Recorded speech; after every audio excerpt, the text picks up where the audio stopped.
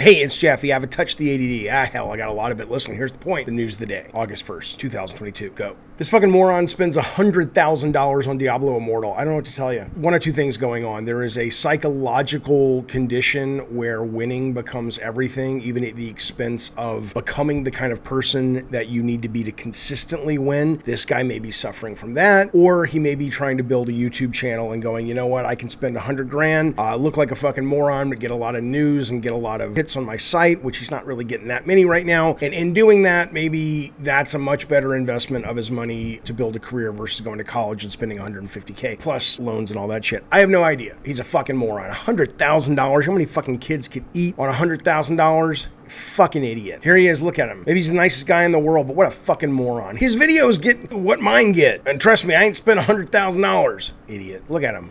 DrDisrespect has dropped a little bit of his first gameplay for his subscribers. Says, hey, look, I'm going to make the community involved in this shit. It looks super generic right now. It's very early. One of the dangers of even in video game development professionally, you always are like asking, are you sure the people we're showing this to understand what it's like to look at a work in progress? A lot of people can't look at something like this and project ahead. So it's very dangerous. I've already seen people online going, it does look generic, which it does. It looks okay, which it does. It looks choppy, which it does. It's insanely early. And that's kind of one of the dangers of teaching people how the sausage is made. The way the sausage gets made is a pain in the fucking ass, and it's very stop and start and iterative, and it takes a long time to figure out what the fuck you're making. You know, and they're doing this thing where they're like, we want to be very engaged with users and with members of the Patreon or whatever, however they're making the ducats. It sounds all well and good. I've seen, you know, Mumbauer and Garvin are doing this with their new game. I understand. We tried something semi like this with Drawn to Death. End of the day, it doesn't matter. It makes no difference if the community is involved. They want to get big influencers involved. That will matter for about a week. And then if the game isn't balls to the wall brilliant, the world will move on. I mean, I know this is how they got some of their funding from these people who say, oh, I want to be involved. So, you know, maybe what are you going to do? I'm just saying that nothing succeeds like closing yourself off with the team and coming up with something great and blowing people away at the right time. The opening of the kimono of all this and like, let's let you be working with us on this. I get what they're going for. I got games to play. Make the game, make it fun, then I'll give you my attention.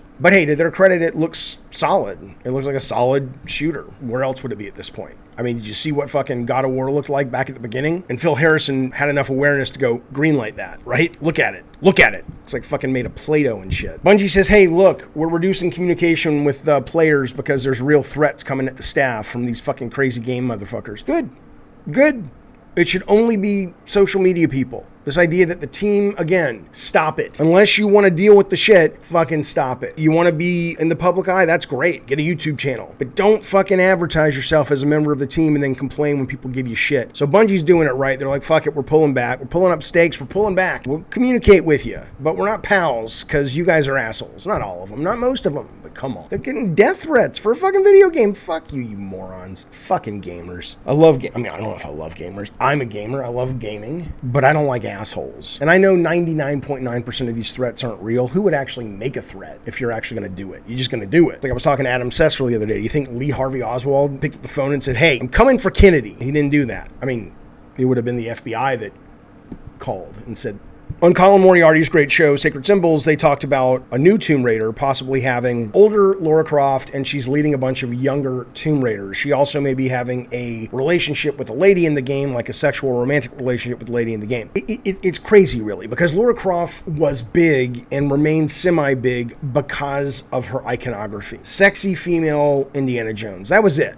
That was it. And all the other shit that gets written around it. No one gives a fuck about Croft Mansion and her father and whatever they're called, Trinity, the bad guys. And Lara Croft is not a well-written character. She is not an interesting character. She is an interesting visual character.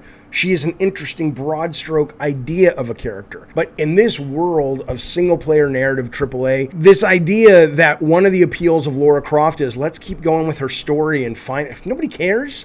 Nobody cares. She's one of the most uninteresting characters written in games right now. Well, look at this. My stars and garters. Mario Kart 8 Deluxe Booster Course Pass comes out this week, August 4th. I've already bought all of these. I think you have to buy them all at once for 25 bucks. Sky High Sunday, Calamari Desert from N64, Mario Circuit 3, Mushroom Gorge, Sydney Spirit, Waluigi Pinball, Snowland, New York Minute. These are the new tracks coming. This thing will not stop selling. It sells like a goddamn banshee.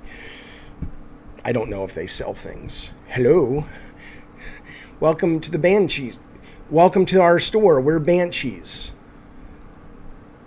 And that'll be $250. It's Mario Kart, and I love it, and I'm looking forward to it. Sony's retiring a PlayStation 5 feature almost nobody knew about. I guess there are these things called accolades. You can finish a game in multiplayer and rate if someone was helpful, welcoming, or a good sport. I went to my accolades thing because I'd never even fucking heard of this thing, and no one had ever given me one, which doesn't surprise me. They're going to discontinue the feature, but they say, hey, you should keep using it. I don't know if it means they're going to discontinue, hey, Taylor Swift, I like her, she's my girlfriend. I don't know if it means that you should continue using it and it's not going away, or hey, it's going away soon, so enjoy it for the next couple weeks. I don't know. Maybe if they had like 50 other things, like this guy's an asshole, this guy's a griefer, this guy's somebody I might like in real life, but in the game I hate them.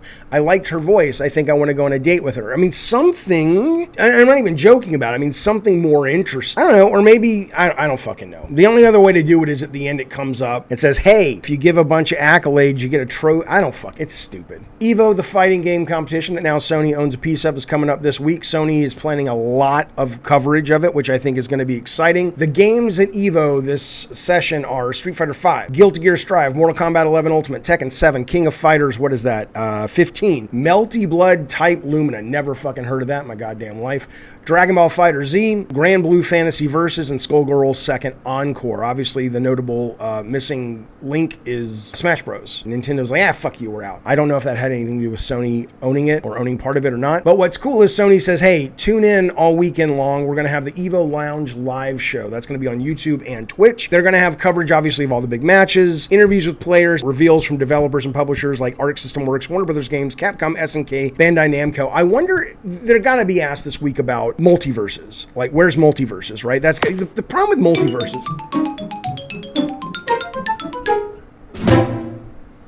I don't know what that is. Welcome, Super Nip.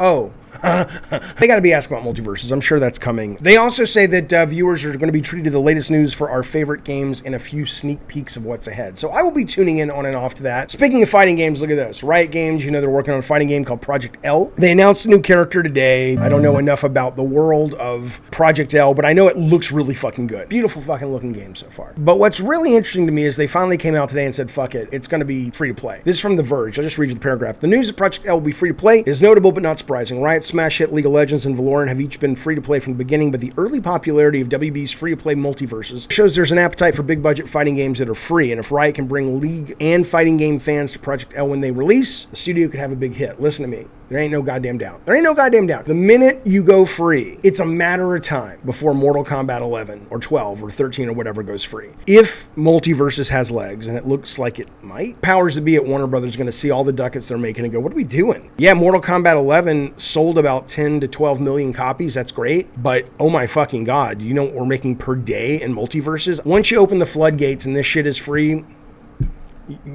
you're done. Atari comes out today. This is the most exciting thing Atari's done since 1977. Their Lego comes out today. It'll cost $240. People say it's fucking phenomenal. I may pick one up and build it over the holidays with my brother who's coming out to visit and my children folk. Look at that. Beautiful. Fucking beautiful. Unless you weren't around when this was the tits, and then you're like, why would I want to build that? And I understand. Finally, go to Twitter and see what's happened since we've been talking as pals do. Anything new? Anything breaking? Let's find out. Blah, blah, blah, blah, blah. Who cares? Who cares? The Flash got canceled. I loved The Flash. I was obsessed with it for 4 seasons, and I kind of dropped off. Probably about time. 7, 8 seasons been around. What else? Anything? Nope. I haven't seen the movie Nope yet. People say it's pretty fucking good.